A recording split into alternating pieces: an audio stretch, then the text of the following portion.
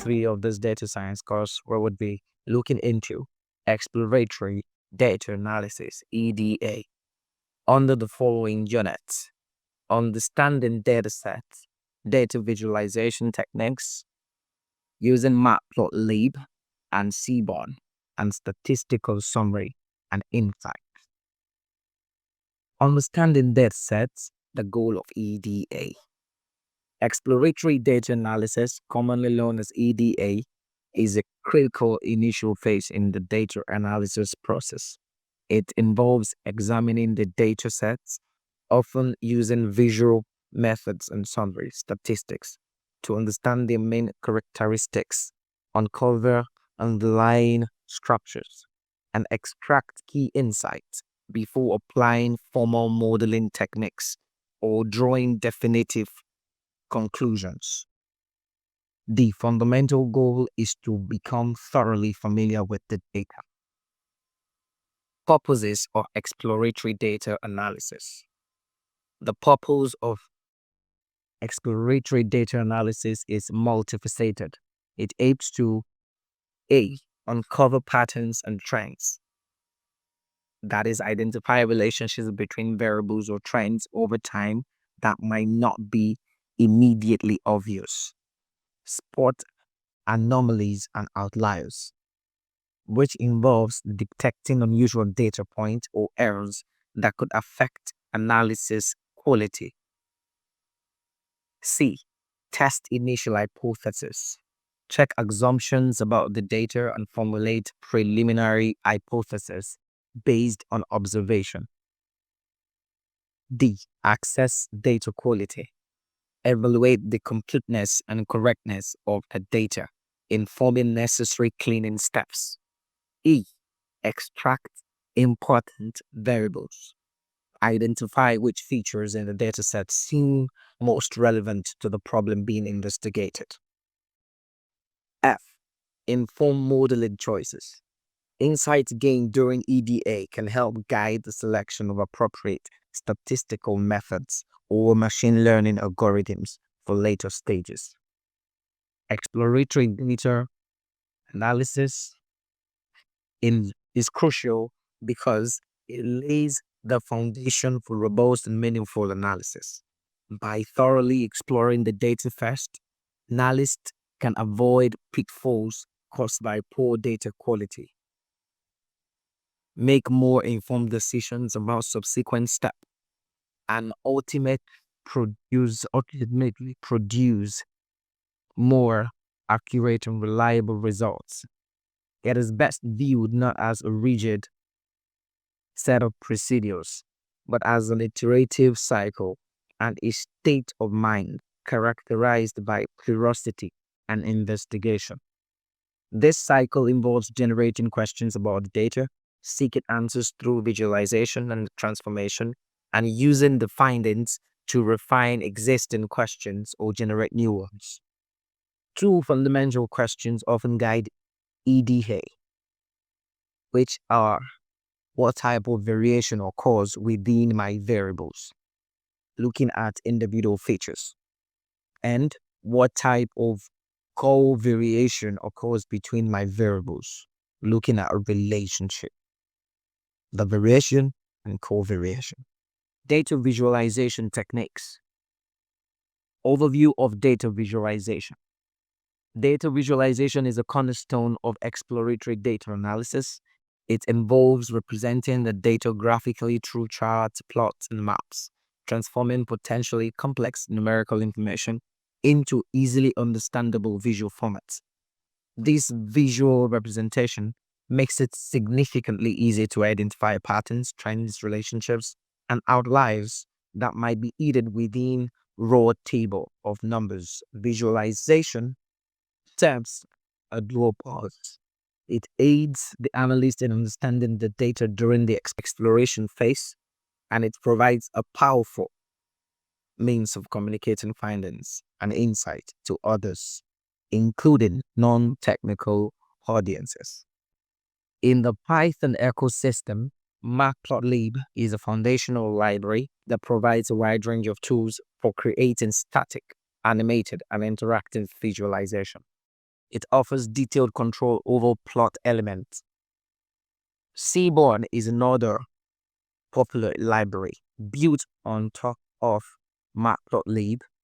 Seaborn specializes in creating statistically informative and aesthetically appealing plots with simpler syntax, making it particularly well suited for common EDA tasks. For beginners, focusing on a new fundamental plot type is key, such as histogram. The purpose of histogram is to visualize the distribution of a single numerical variable. It shows how frequently different ranges of values occur within the dataset. How does it work? The range of the variable is divided into intervals called bins, and a bar is drawn for each bin. The height of the bar represents the amount of the count or frequency of data points falling into that bin. Interpretation. By examining the histogram, one can understand the central tendency, where data clusters spread, how wide the distribution is, shape, symmetric, bell-shaped, skewed, left-right, bimodal, and identify potential outliers, which are isolated bars. Conceptual examples is an histogram of students' exam scores, which might show that most scores cluster around 70 to 80, with few students scoring very high or very low. Scatter plot. The purpose is to visualize the relationship between two numerical variables. It helps determine if there is a correlation or pattern between them. How it works. Each point on the plot represents a single observation. For example, one person, one day, with its position determined by its value on the two variables plotted on the x and y axis. The interpretation. The overall pattern of points reveals the nature of the relationship.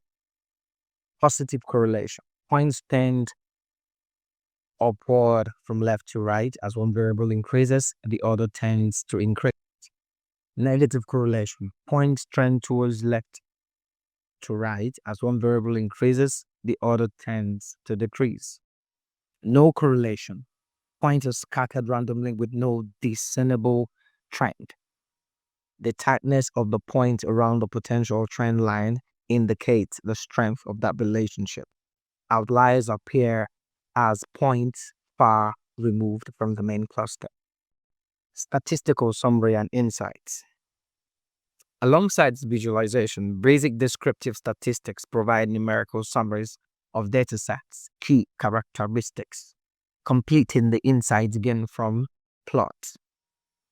These statistics, particularly measures of central tendency, help quantify the typical or central value within a distribution.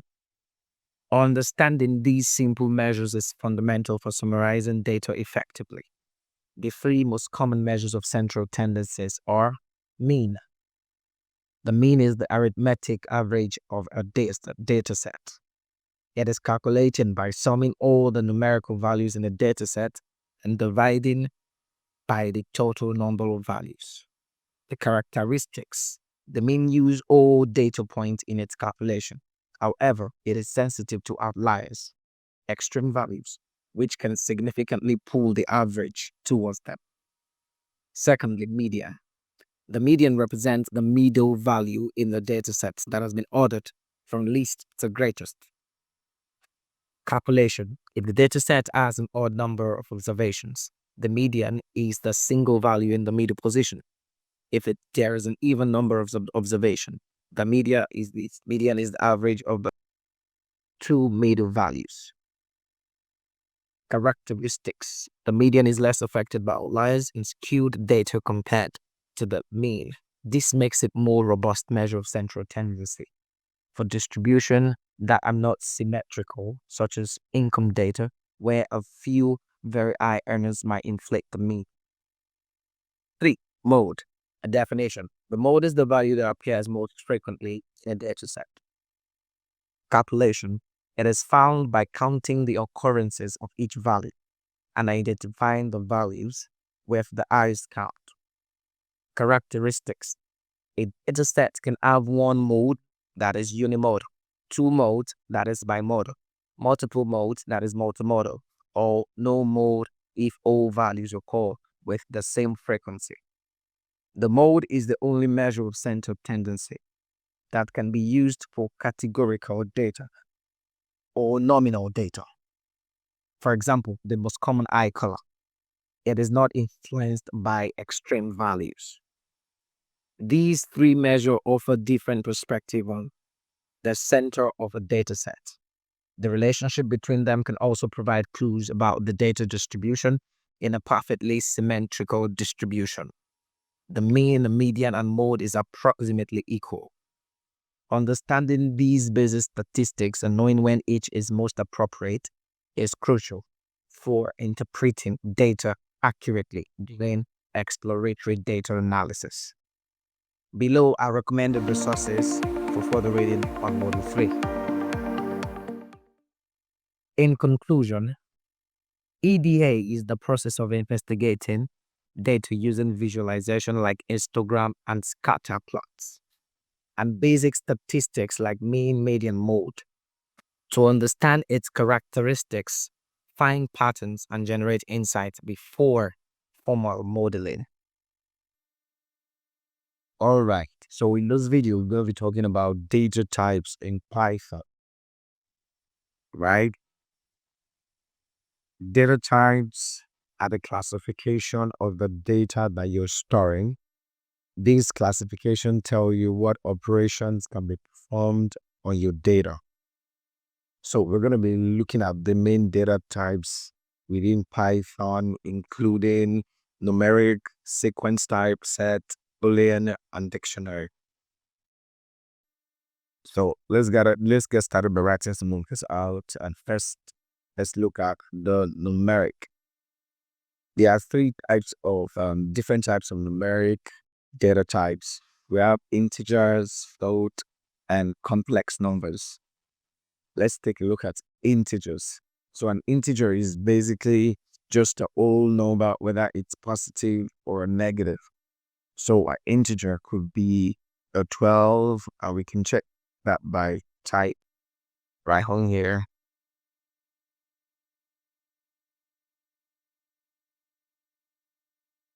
Child type or circumference, open parenthesis,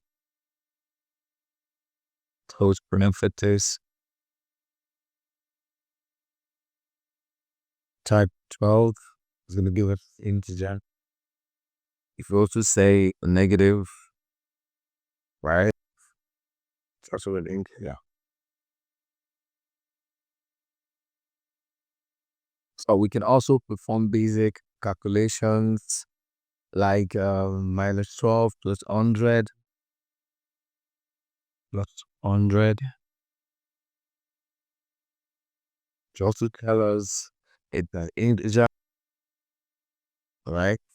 So whether it's just a static value or you're performing an operation on it, it's still going to be that data type if those numbers are all numbers, whether negative or positive. Okay, so now let's take this exact examples we used here. Oh, please. Let's say 12 minus 12 and 12 will do plus 10.35.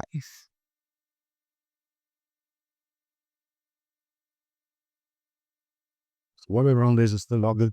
It should be a whole number. It will now be a float. So let's check it. Shift enter. Now this is a float type because it's no longer a whole number, it's now a decimal. And the last data type within the numeric data type is called complex.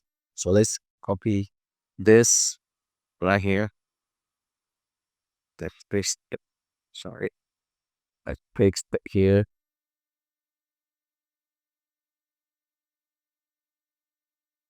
Sorry, this dual protocol. Ouch. Okay, So let's say 12 plus 3j, that's the 12 plus 3j. Looking to hence, it's going to give us a complex. So a complex data type is used for imaginary numbers, right? So if you're going to be using complex for imaginary numbers, in this case, j is going to be that imaginary number. So if you use something like c or any other number, let's see, it's going to give you an error if you see j is the only one that will work with it, right? So let's take a look at Boolean values, right?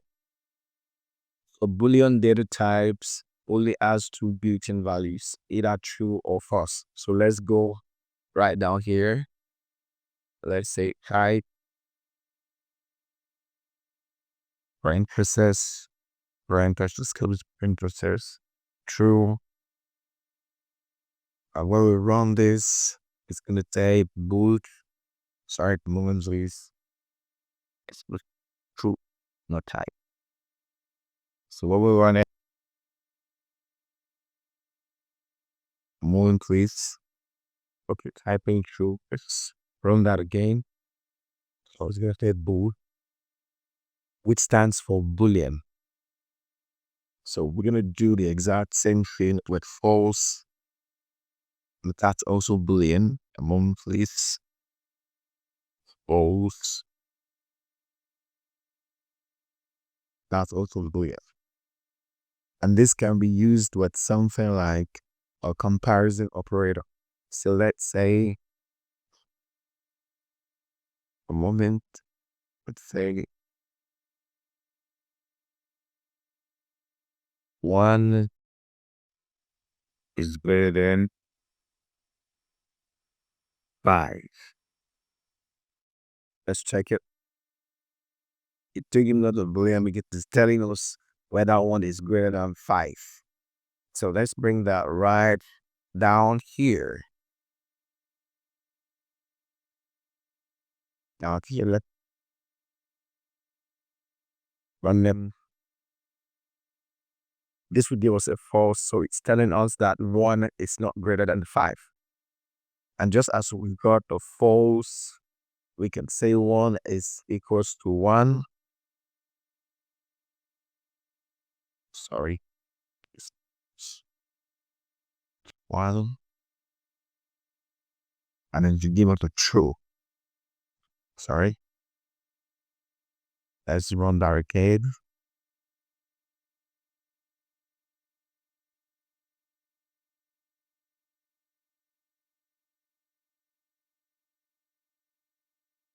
That's to 1. If you give us true now, give us true. Right. So now let's take a look at our sequence type data types. And that includes string lists and tuples. So we'll start off by looking at strings. Okay, let's type the theme. So in Python, strings are arrays of bytes representing Unicode characters. When you're using strings, you put them either in a single quote, a double quote, or a triple quote, which you can also follow apostrophes. Right? Most people who use Python code and quotes. So here we have a single quote. No.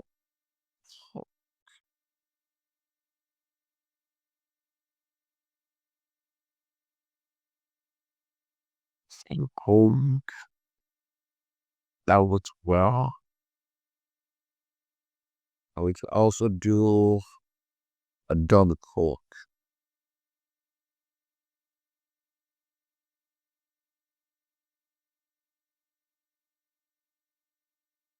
And that works also. And as you can see, they're exact same output. And then we have a triple quote. The triple quote, then like this.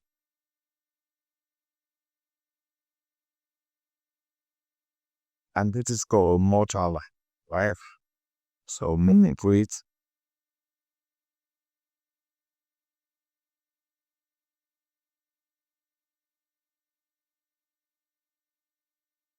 we can write on multiple lines here. So let's write a nice little poem, right? Let's say the donuts disappeared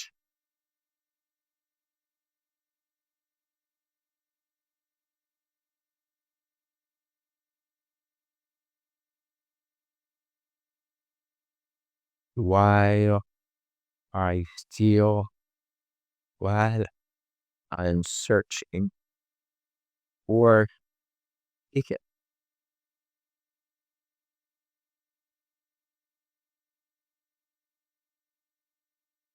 As a result of my eyes flashed with inspiration. And just a point there. Inspiration.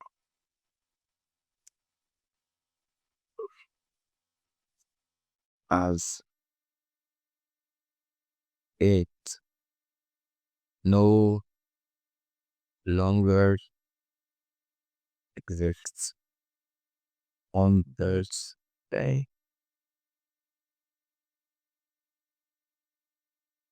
So if we run it, it's going to look actually a little bit weird. It's basically giving us the raw text, which is completely fine. But let's call this auto. Okay, but like here, more drop.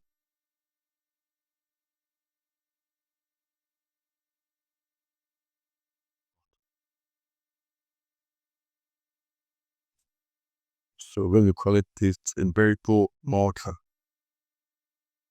We're going to call it variable multi-line, and we're going to be calling them on here to say point, right? Right. Think how more got it. All right. So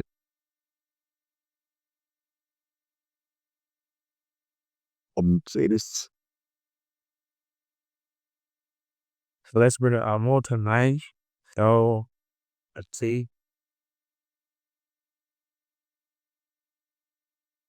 And now we have a nice fun right down here.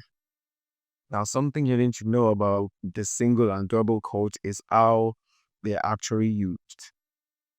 If we use a single quote, I would say,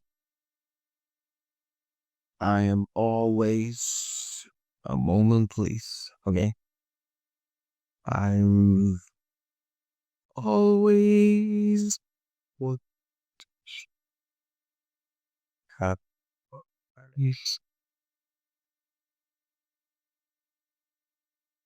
Oh, sorry. I wanted to always. I've always wanted to get him gallon of ice cream. So we put a full stop. Oh, do it. Doing a person and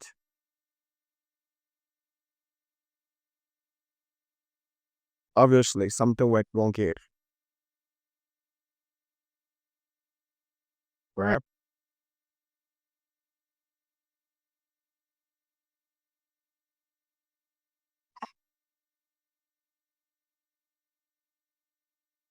So overall, if I use a single quote within your text, in your sentence, you have another apostrophe.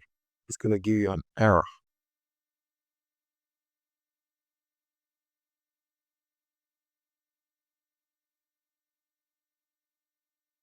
So like I was saying, so there will be error. So what variable is when you use a single quote and then within your text or within your sentence, you have another apostrophe right here, it's going to give you an error.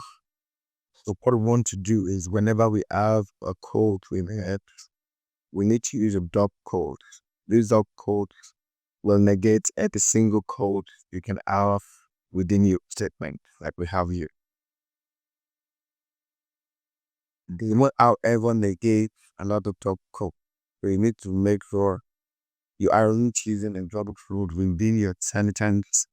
If you want to do something like that, you need to use the triple quote like I did here above.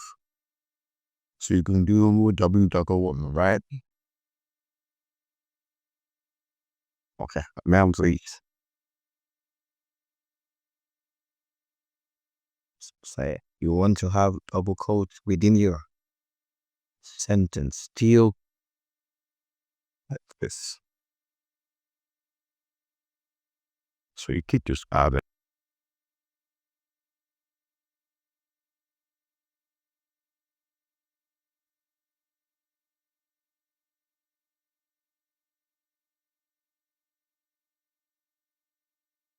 Anything you do within this triple quote will the completely fine. At Bloodless, you don't do triple quotes within your triple quotes. So you get right. So in triple quotes within your triple quote like this, it's wrong. After the perspective, it's wrong.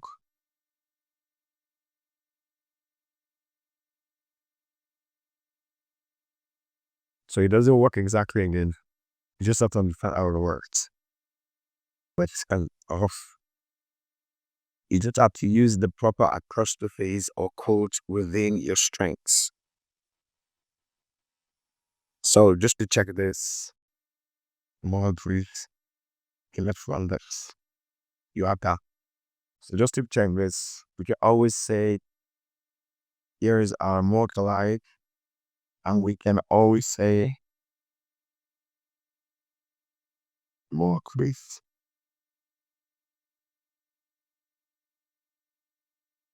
Briefs.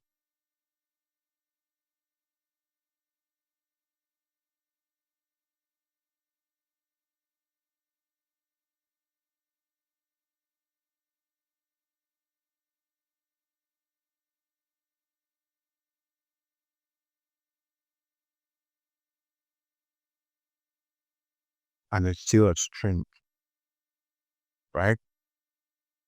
One really important thing to know about strings is that they can be indexed. Indexing means that you can search within it and that index starts at zero. So let's go ahead and create a variable called this status and click. Okay, let's get here. Let's create a variable that we can say a is equal to,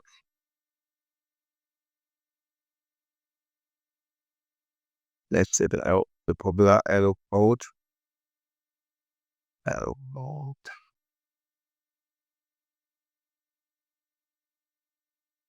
So let's run this. Longer price that straight.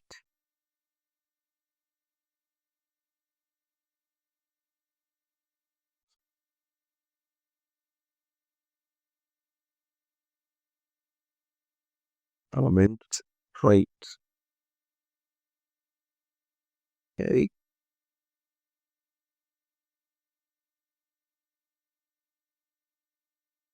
So we can say we're going to do a bracket.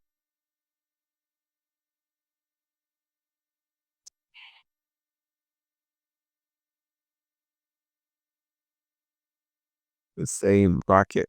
Sorry.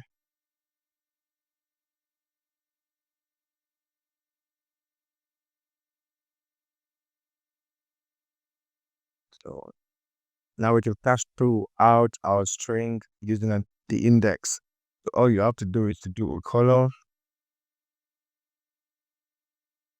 We can say 5. What it's going to do is going to say 0 positions, 0 all the way up to 5, which should give us the old and low, I believe. Let's run it. Right, you have that. So let's run it. Hello.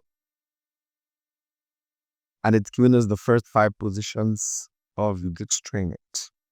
We can also get rid of the colon and just say something like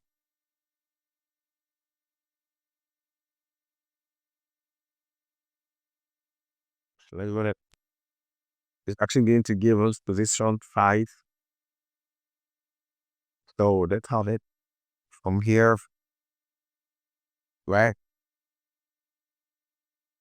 1, 2, 3, 4, and then we have the strings. That's 5. So what did we do here? We count on 0, 0, 1, 2, 3, 4, 5. So 5 is the space. Let's do 6. So you see the actual letter. So let's run it.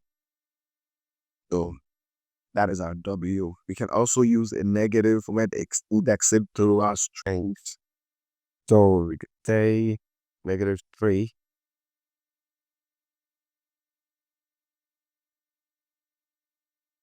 And then to give us the L, because it's -1, 2, and 3. So we also specify a range if we want to use the default or C. So before we did 0 to 5, and it started at 0 because that was our default. But we could also do 0 to 5. Let's see.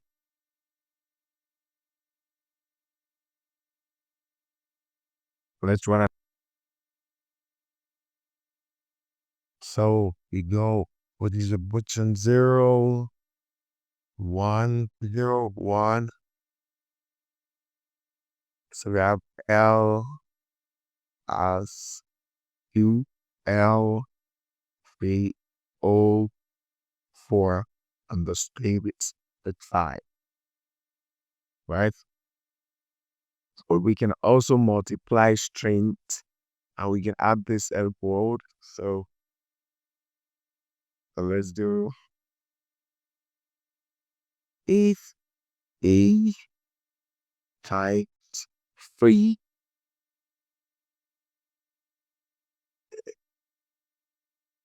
there was L word 3 times, right? And we could also do A plus A, like you have more this.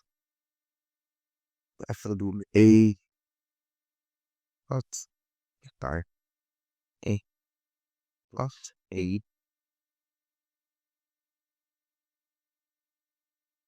That's L word, L word. So let's take a look at lists. Lists are really cool, fantastic, because they store multiple values. The strings are stored as one value, multiple characters. Lists can store multiple separate values. So let's create a very first list. So let's say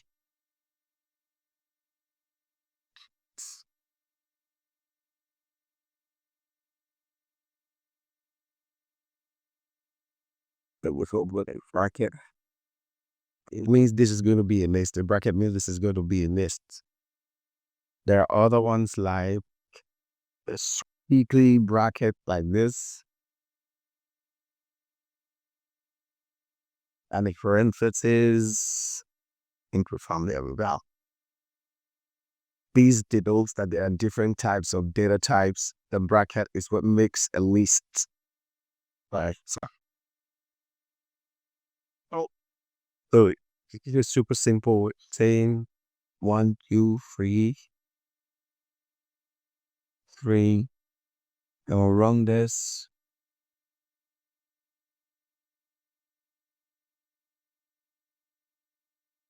Now we have a list that has three separate values in it.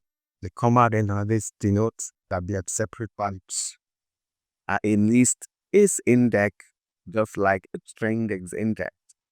So position 0 is this one.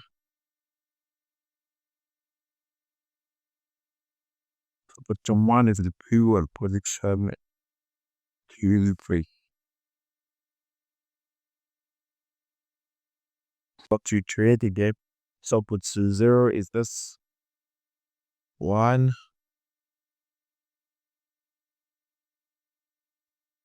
Position 0 is this one. Position 2. Position 2 is a 3. One up to 0, one position 2. Right? Position 3 is a 3. So 0, 1, 2.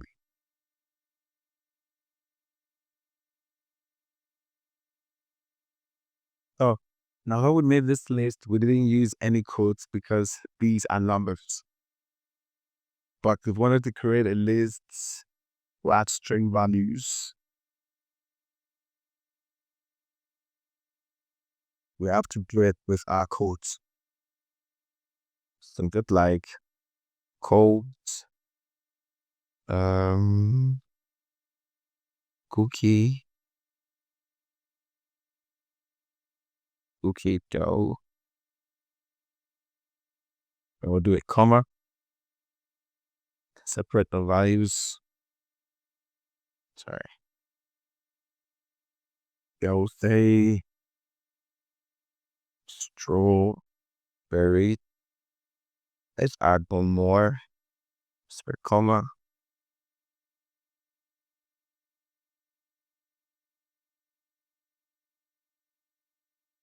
Now you notice I did something. Now you're not supposed to actually put another code within. You just continue your lists. You have to do that. You can't just. So a comma, adding here code. Okay.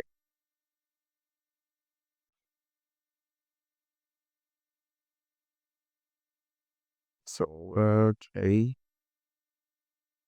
So when we run this, we have all three of these values stored in our list. Now, one of the best thing about list is you can add any data type within them. They could just have to be numbers or strings. You can basically put anything you want in there. So let's create a new list. So let's say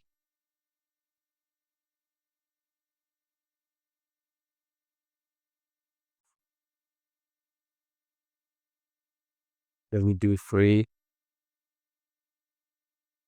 Then we have a list. Remember I said you do that in the other one? No, let's add it to it. So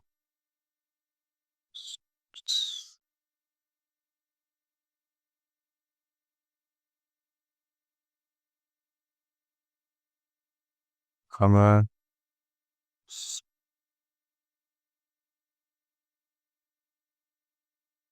Sorry. Be a comma and full stop. Comma boom.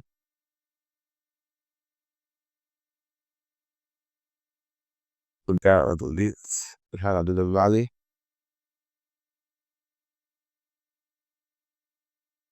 of true for Boolean. So how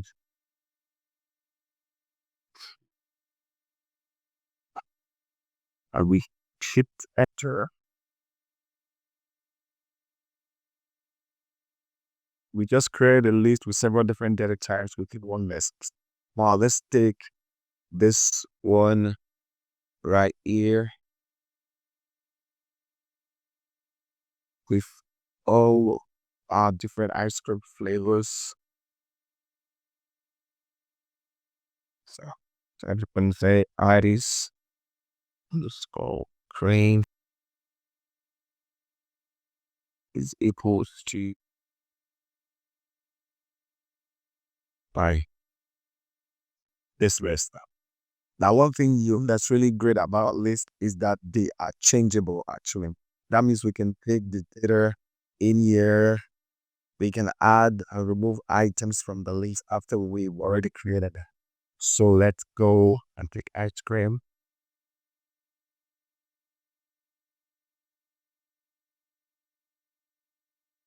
Hey. Okay.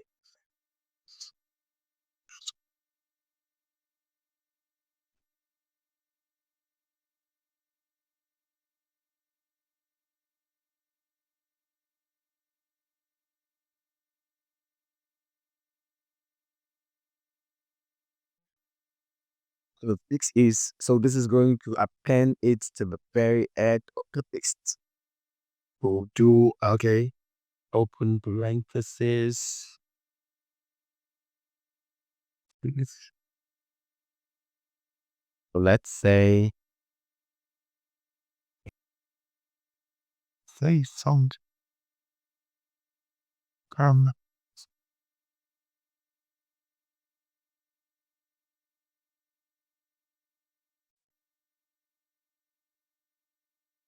While we run this, I want to.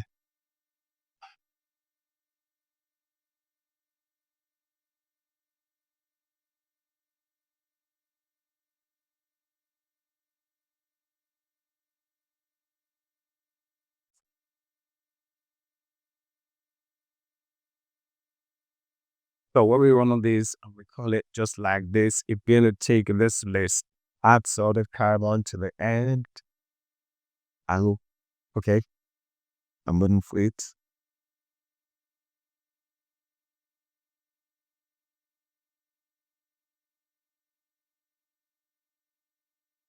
So it's gonna take this list, add sort of carbon to the end.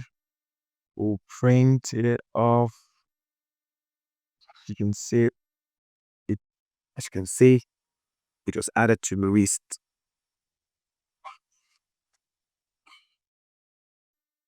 And just like it was mentioned before earlier, when we could also change things from those lists. So let's say ice cream, and then we need to look at the index prediction. So we can say it's 0. So that way to be test cookie and go right here. So here we can say that it's port to, so we can now change that value. Let's call it butter cake.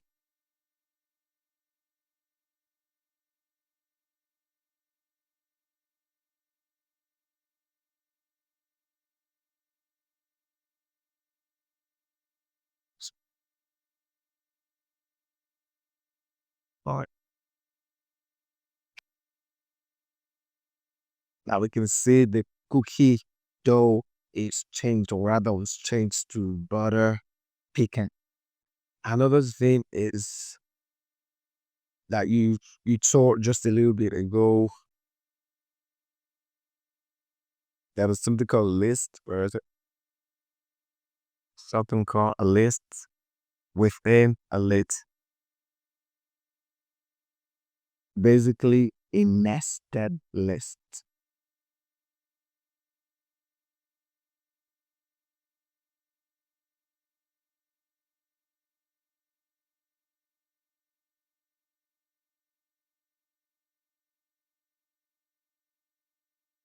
So it's at scoops, spoon, true. Let's get this out there. That's it. That's that. List underscore lists is equals to. So while we run this, we now have the next step next. If we look at the index, this look at the index, we say 0, get vanilla. If we say 2,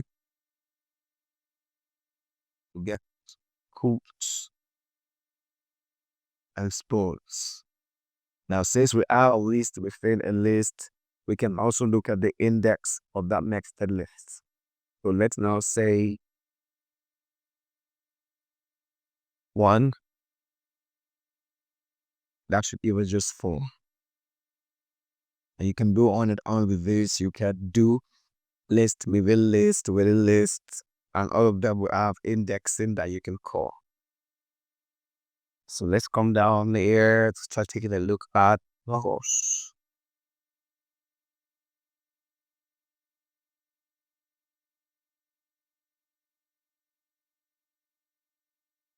So we list in a true bound actually quite similar, but the biggest difference between a list, a tuple, that a tuple is something called immutable. It means it cannot be modified or changed after it's created. So let's go right up here. Let's say tuple.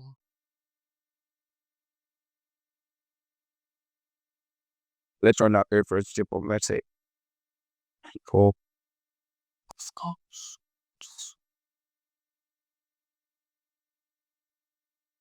is equals to, let's do an open parenthesis.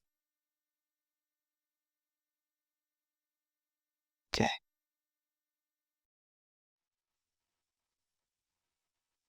Now these open parentheses, you same if you do like a print statement, but that's different because that's executed a function. This is actually creating a tuple, which is a unit store of aircrafts. So let's say the 1, 2, 3, and 1.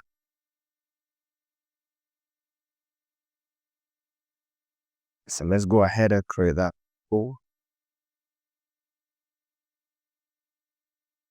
We can just check the data type very quickly. Sorry.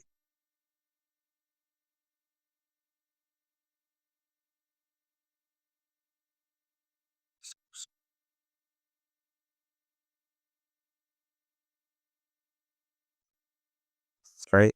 That's error. Subtract something wrong. Let's run over that again. Triple. Okay, yeah. Get failure. So you have to get rid of failure. So let's run that again. Another data again. Okay, still the same. Okay. So we have our tuple. Like we saw before, but tuple is also indexed. So if we go all please. Okay. So if we go at the very first position, which is a 1,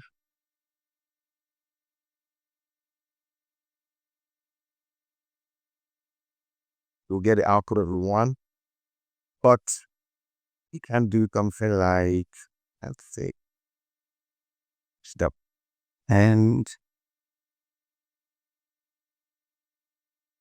then had a value.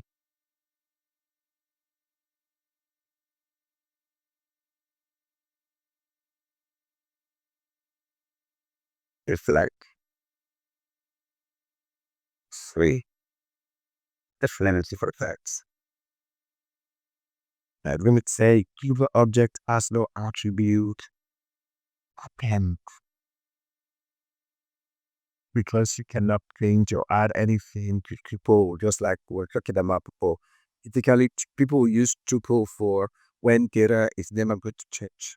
An example for this might be something like a city name and country or location, something that would.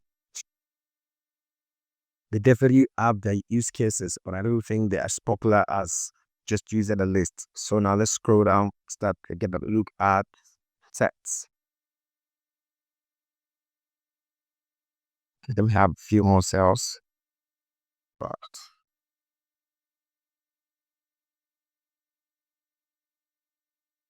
so let's say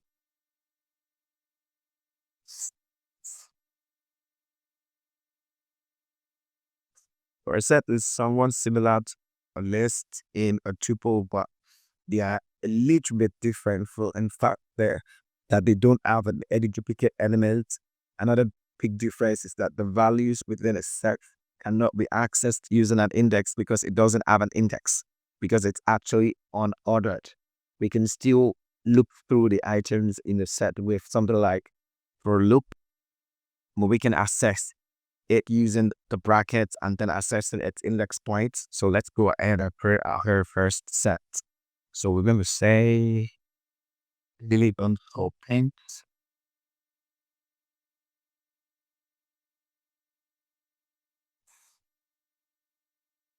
Let's say XG.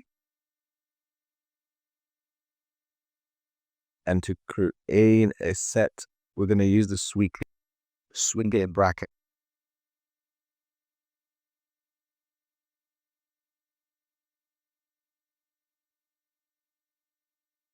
Oops.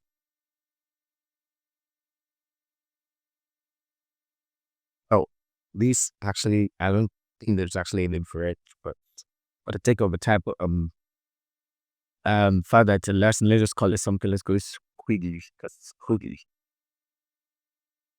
So let's put in 1, 2, and 3. So that's what that look type. Sorry.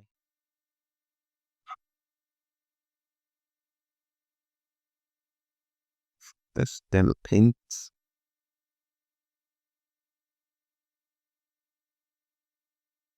So that's what as it gets said, it's a set. So when we print this out, so print this out.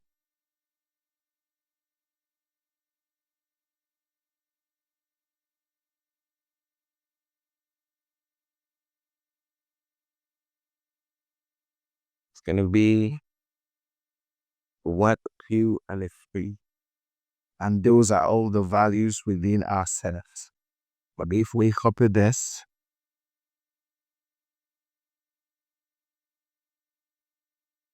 we will say daily pints log. Daily pints log. It is going to be every single day. So what do you think? Okay.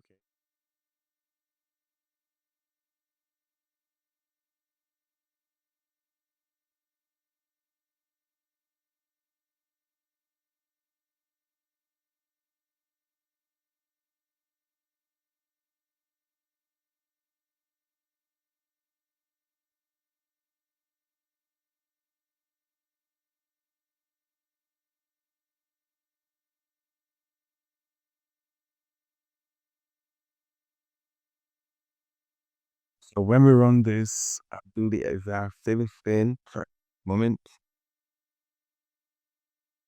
Set points daily lowered.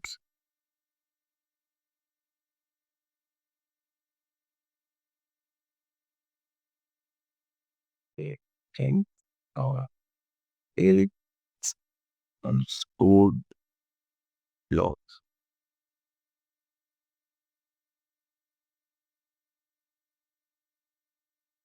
And when we run this, we do the exact same thing now. We print this. It's going to add just unique values within that thread. Now, a use case set is something like that. So a use case in the for sets is comparing two separate sets. Maybe you have a list or tuple, and you convert that into a set, and that will narrow it down to its unique values. And then you can compare the unique values of one set to the even values in another set, and then we can see what's the same and what's different. Okay, so let's go and say I need on the sport.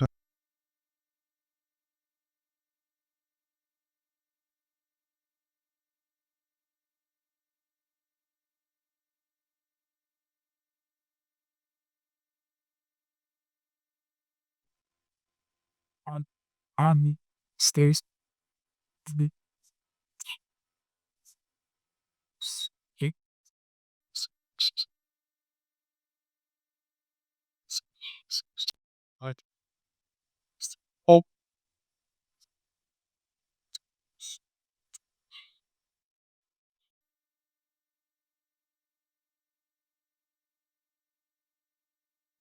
these random numbers.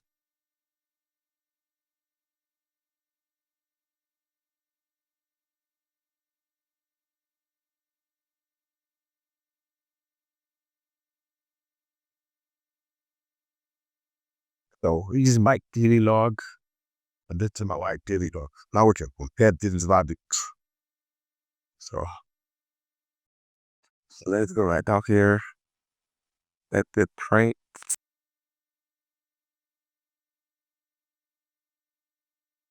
Do my daily log.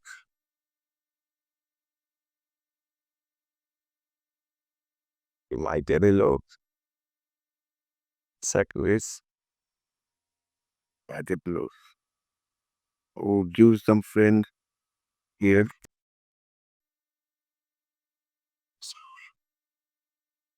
Oh, sorry. So we're gonna do this bar right here. And this is going to show us the combined unique values. It's basically like really putting all of them all in one set and trimming it down to just the unique values. So we'll take wax daily paints, log,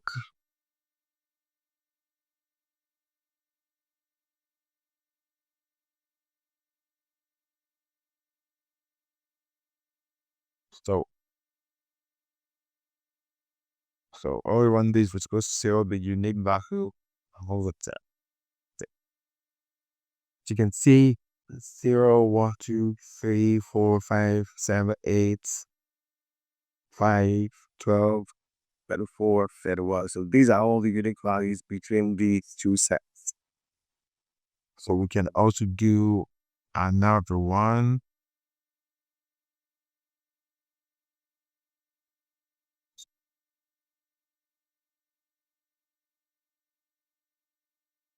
So instead of the bar, we're going to do the symbol right here, which is called ampersand. Well, get copy on that. When we run this, it's going to tell us what matches. That means which ones show up in sets. So the only ones that show up on both sets are 1, 2, and 3. So you can also give a -5. It shows what doesn't match. But we have 4, 12, and 31.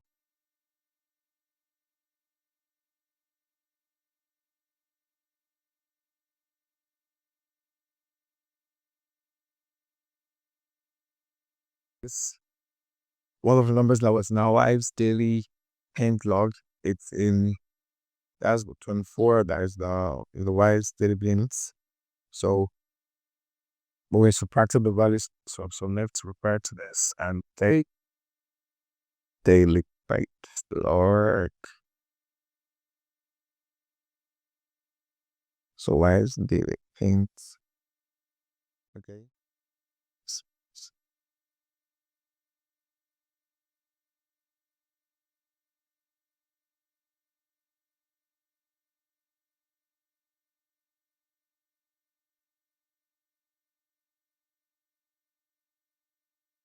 Now, those are our values. So we're taking the values, yes, those subtracting all the ones that are the same and getting all the remaining values. And then for the last one,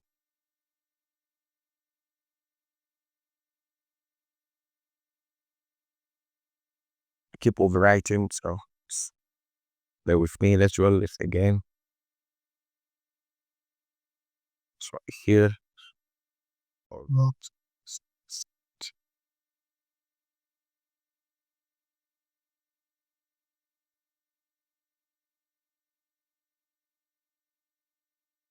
Okay. No softwares.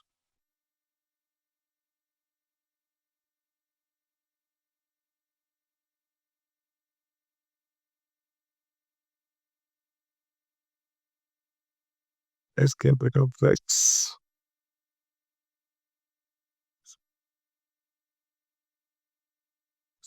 do this.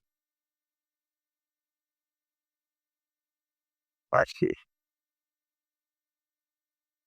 And this is going to show the play value. It's either in one or the other, but not both.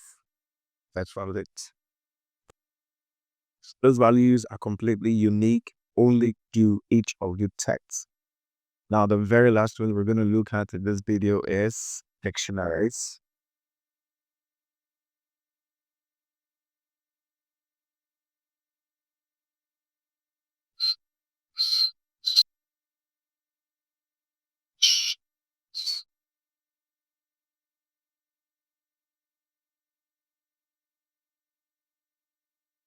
So dictionaries is the most different out of all the previous data types we've looked at. Within the data types, we have something called a key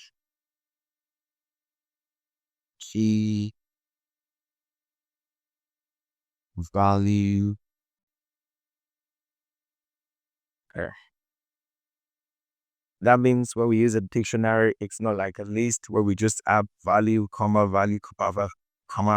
We have a key that indicates what that value is attributed to. So let's write out a dictionary to see how it looks. So let's say dictionary score crane, and just like our SAS, we use a twig in line. But the thing that differentiates it is that in a dictionary we have that key value pair, whereas in a set, each value is just separate from my home. So let's write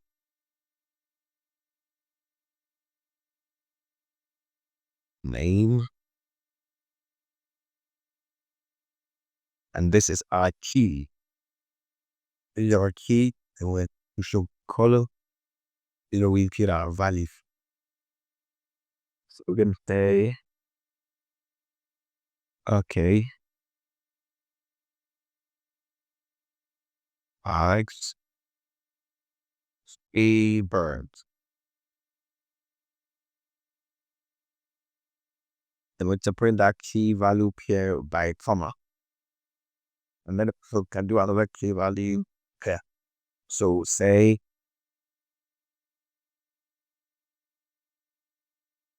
weekly cake. Okay.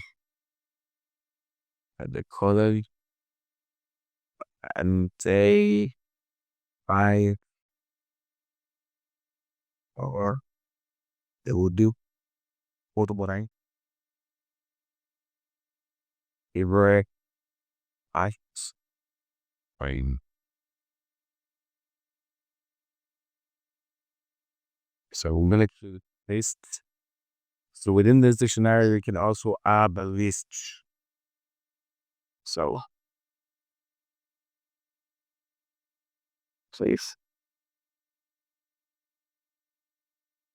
So I'm gonna do say for main template truth, and then we'll add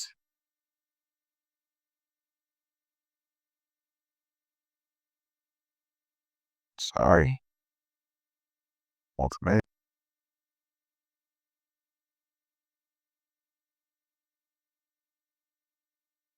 We have our very first dictionary.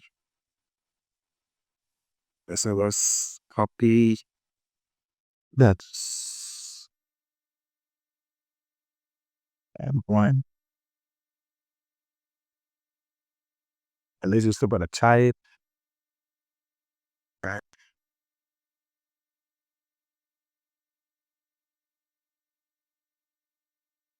Sorry. Sorry, what I was going to bubble with this. Sorry. So, but as you can see, it says that this is a dictionary. Let's also print it out.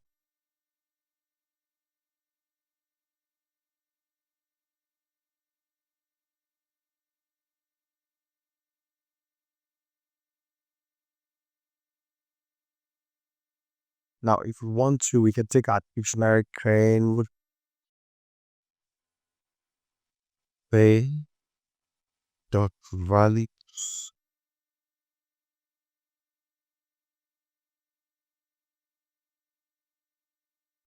With an open parenthesis, when we execute this, we'll see all of the values within this dictionary. Here's our value of Alex Freeberg.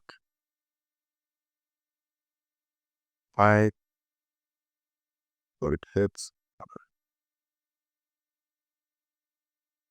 Can also say Moses.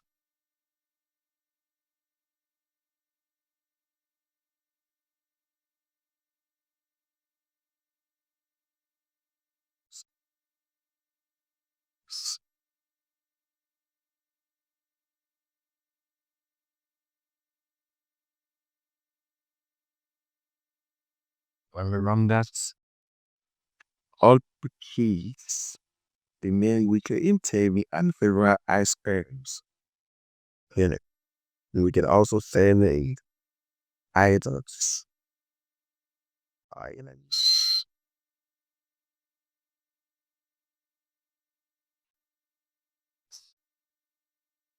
So this key value pair is what I could do. Okay. The key value pair is visual one. And built items. So this key value pair is one item, right? This key value pair is another item.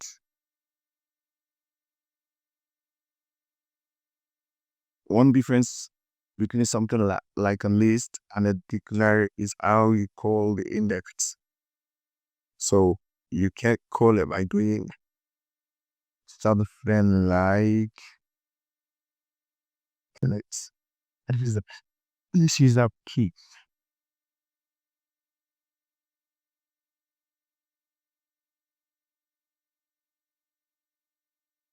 You can say it is bracket and say 0. It will give it error. Calling dictionaries actually by the key. So it doesn't technically have an index where you can specify what you want to call altogether. So we're going to say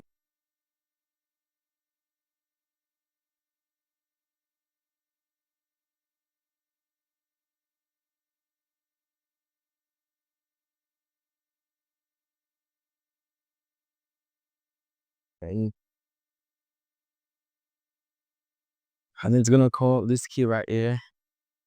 So when we run this, we're gonna get the value unlinked Twitter. All right. What other thing we can do is you can update information in a dictionary.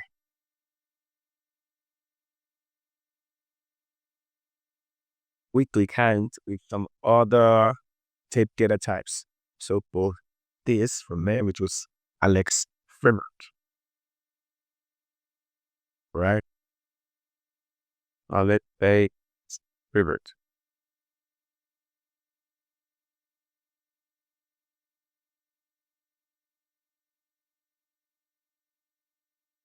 I want to update it.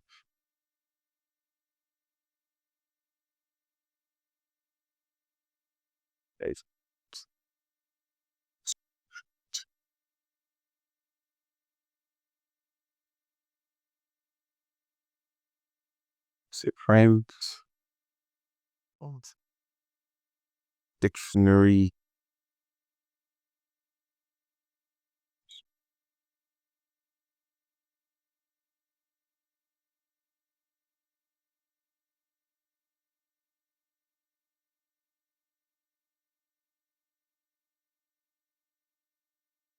It's going to update Crystal Freebird into the value of the man. So let's go ahead and run it. Now change the name from Alex Freebird that we have here to Crystal Freebird. We have it. We can also update all of these values, right? at one time. So let's copy this.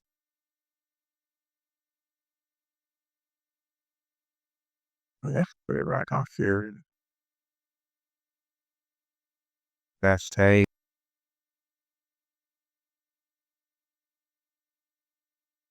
dictionary underscore crane or dictionary dot frame dot update.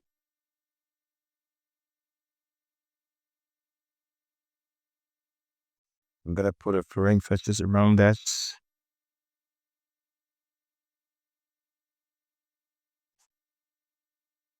So now we're gonna do it on this entire thing.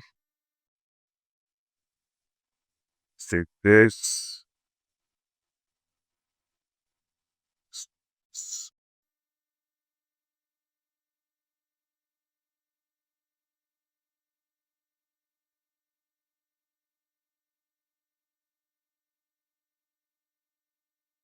dictionary. Now we can update this to anything we want. So right here we can say wait.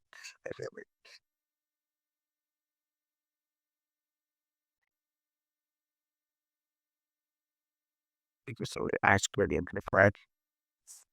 Always wait a moment. Let's use this. Let's see. Wait.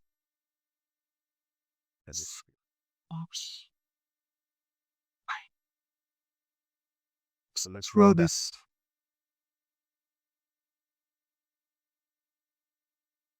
And as you can see, it did not delete our key value pair right here. Instead, it just added with when you use the updates, we can't actually delete. That's the delete statement, right? But all we did was add the new value. So we need to check and see you fixed everything with your key value paste. You can go here.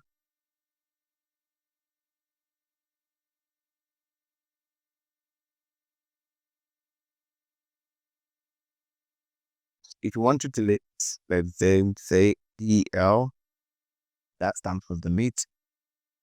We'll declare cream and it will specify the E, which will also delete the value with it. Let's just find a key that we want to get rid of. Let's say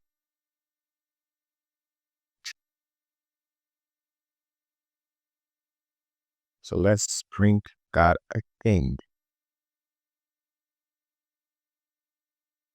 Says error. So we're gonna check what would it be demon and spell it against themselves. Is it?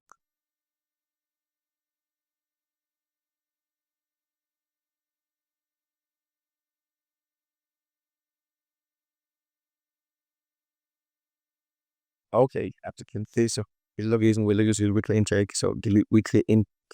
Now, as you can see, weekly intake was deleted from that dictionary. So that's what we're going to be covering in the paper time video. Thank you.